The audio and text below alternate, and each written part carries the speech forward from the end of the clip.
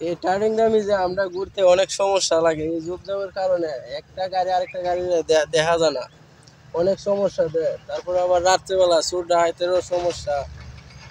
যদি কাটলে মনে হয় আমাদের অনেক ভালো হইতো, অনেক সুবিধা হইতো।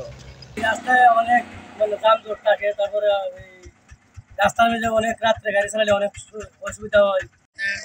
এই রাস্তা দিয়ে যাইতে গেলে আউলিয়া দিয়া রাত্রেবেলার সমস্যা, দিনের বেলার সমস্যা। এই দিক থেকে গাড়ি আসলে আমরা যাইতে পারি না, দেখি না ডান বাম দেখি না।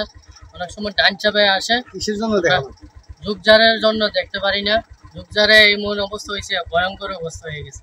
আমি জন্য সাধারণের গেতার্থে আমি যে আজকে আমি বলতে চাই, আমাদের যে মাধবপুর মন্থলা রাস্তা, এটা শেউলিয়া ব্রিজ পর্যন্ত যে ঝুপঝাপ, যে জঙ্গল, যেভাবে জঙ্গল লাগছে, এটা আসলে একটা বিপজ্জনক ঘটনা। ইহানো বিগত দিনে ইহানো মাসে 1-2 বার ডাকাতি হতো। এটা কিন্তু দীর্ঘদিন অফ ছিল।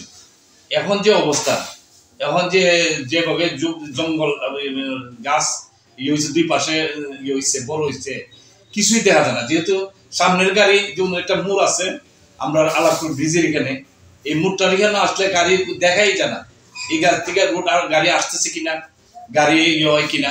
কাজে আমি মনে করি বিগত দিনও আমি এই ঝুপঝাপের ব্যাপারে, পরিষ্কারের ব্যাপারে মাসিক মিটিং আমি তুলে ধরছি। মাসিক মিটিং এ এটা অনুমোদন হয়েছে, যে বলছে যে এটা পরিষ্কার করাইবে। ইউনো মহোদয় নিজেই বলছে এটা। তাই আমি মনে করি আগামী দিনগুলি যেভাবে সরকার যাতে এটার সুদৃষ্টি নেয়, এটার প্রতি খেয়াল নেয়, এই ব্যাপারে আমি আর জোরালো ভাবে আমি কথা বলতে চাইছি। আমার কথা হলো এটা না, এই রাস্তাটা এত গুরুত্বপূর্ণ রাস্তা।